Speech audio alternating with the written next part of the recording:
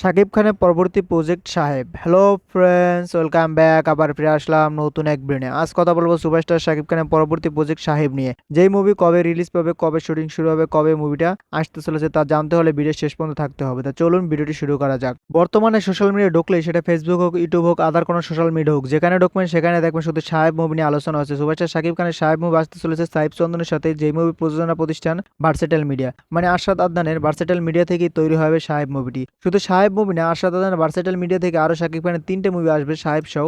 নাগরিক টিভিকে দেওয়া সাক্ষাৎকারে আরশাদ আদনান জানিয়েছে সুপারস্টার শাকিব খানের সাথে তার মোট 5টা মুভির কথা হয়েছে। অলরেডি তার মধ্যে 2টা মুভি হয়ে গেছে, একটা প্রিয়তমা, একটা রাজকুমার। প্রিয়তমা তো অল টাইম ব্লকবাস্টার হয়ে গেছে এবং রাজকুমারও সুপার হিট হয়ে গেছে।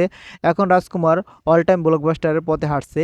অলরেডি আরশাদ আদনান জানিয়ে দিয়েছে রাজকুমারে তার প্রফিট হয়ে গেছে, যা বিনিয়োগ করছে তার থেকে বেশি তার উঠে এসেছে। এখনো কিন্তু হলে চলতেছে পুরো দমে। আশা করা যায় এটাও সুপার ডুপার হিট হয়ে যাবে রাজকুমার মুভিটাও। এরপর আসতে চলেছে সাহেব মুভি, যেটা পরিচালক সাহিব চন্দ্র। এরপর আরেকটা মুভি আছে যেটার এখনো নাম এখনো ঘোষণা দেয়নি, কিন্তু পরিচালক ঠিক হয়ে গেছে। নতুন একটা পরিচালক, তার নাম এখনো বলবে না। আরশাদ আদনান বলেছে কিছুদিনের ভিতরে তার নামও ঘোষণা দেওয়া হবে।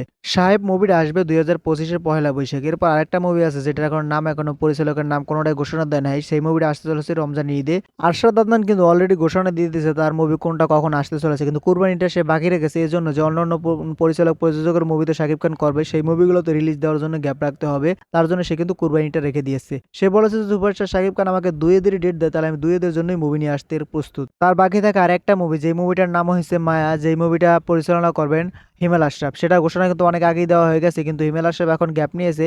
শাকিব খান অন্য পরিচালক প্রযোজকের সাথে মুভি করার পরে কিন্তু হিমেল আশরাফ আবার ব্যাক করবে মায়া মুভি দিয়ে। তো দেখা যাক হিমেল আশরাফ এতদিন বসে কি গবেষণা করে মায়া মুভিতে নতুন কি নিয়ে আসে, তাই দেখার অপেক্ষায় আছি। আর এই সাহেব মুভিতে নায়িকা থাকতে চলেছে বাংলাদেশ থেকে, সেটা কিন্তু আশাদ আদনান জানিয়ে দিয়েছে। বর্তমানে সোশ্যাল মিডিয়া অনেকেই সুপারস্টার শাকিব খানের সাহেব মুভি থেকে সাহিব চন্দ্রকে বয়কট করতেছে। কারণ তারা বলতেছে সাহিব চন্দ্র সাহেব মুভিটা ঠিকঠাক মতো তৈরি করতে পারবে না, যার জন্য সাহিব চন্দ্রকে তারা সাহেব মুভি থেকে বাদ দিতে বলতেছে। যখন প্রিয়তমার ঘোষণা এসেছিল, সুপারস্টার শাকিব খান তার প্রযোজনা প্রতিষ্ঠান থেকে প্রিয়তমার ঘোষণা দিয়েছিল, তখন সবাই বলেছিল নতুন পরিচালক, এই পরিচালক তো নাটক তৈরি করে, সে মুভি তৈরি করতে পারবে না, সে নাটক তৈরি করে ফেলবে।